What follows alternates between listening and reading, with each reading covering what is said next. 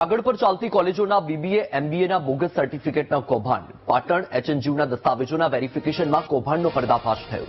Website પર ખોટી college બતાવીને બીબીએ એમબીએ માટે ઓફર અપાતી હતી।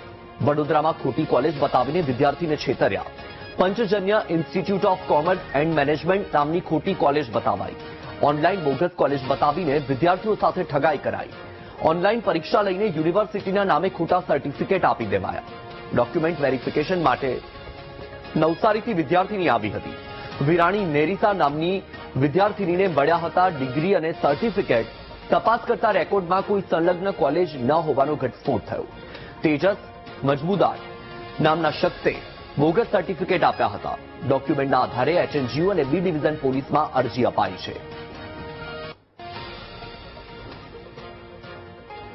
વધુ માહિતી મેળવીશું। સંવાદદાતા ભરત ફોનલાઈન પર જોડાયા છે।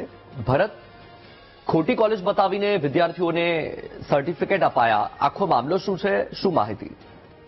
ચોક્કસથી વરસાદ પાટણ ઉત્તર ગુજરાત યુનિવર્સિટીની અંદર એક વિદ્યાર્થી તેમજ વાલીઓને ચેતવણીરૂપ કિસ્સો સામે આવ્યો છે કે જે અત્યારે વિદ્યાર્થીઓ પોતે ઓનલાઈનની અંદર યુનિવર્સિટીની અંદર ડિગ્રી મેળવવા અથવા યુનિવર્સિટીની અંદર એડમિશન લેવા માટે ફોર્મ ભરતા હોય છે અને એવા જ એક કિસ્સો પાટણમાંથી સામે આવ્યો છે કે પાટણની અંદર વડોદરાની અંદર યુનિવર્સિટી ઉભી કરી વેબસાઇટ ઉપર યુનિવર્સિટી ઉભી કરી હતી અને વર્ષ 2009 થી વર્ષ 2024 સુધીના જે ને આપવામાં આવતા સમગ્ર બાબતે જે ડોક્યુમેન્ટ આપ્યો હતો તે તેજસ મજબૂદાર નામનો જે વ્યક્તિ છે તેને સમગ્ર ડોક્યુમેન્ટ વિદ્યાર્થીને પાટણ ઉત્તર ગુજરાત યુનિવર્સિટીના પૂરા પાડ્યા છે અને વર્ષ 2022માં જે રજિસ્ટ્રાર પોતે અવસાન થયો છે અને તે વર્ષ 2023 તેની અંદર તેની સહી સિક્કા કરવામાં આવ્યા છે। એટલે કહી શકાય કે જે રીતે સમગ્ર ઉત્તર ગુજરાત યુનિવર્સિટી પાટણ ઉત્તર ગુજરાત યુનિવર્સિટીના સહી સિક્કા કરવામાં આવ્યા છે, જેને લઈને વિદ્યાર્થીનો જે રીતે સંપર્ક જ્યારે પેલા વચેટિયા સાથેનો સંપર્ક તૂટ્યો અને વિદ્યાર્થી પાટણ ઉત્તર ગુજરાત યુનિવર્સિટીમાં આવીને ત્યારે બાદ યુનિવર્સિટીની અંદર તેના ડોક્યુમેન્ટ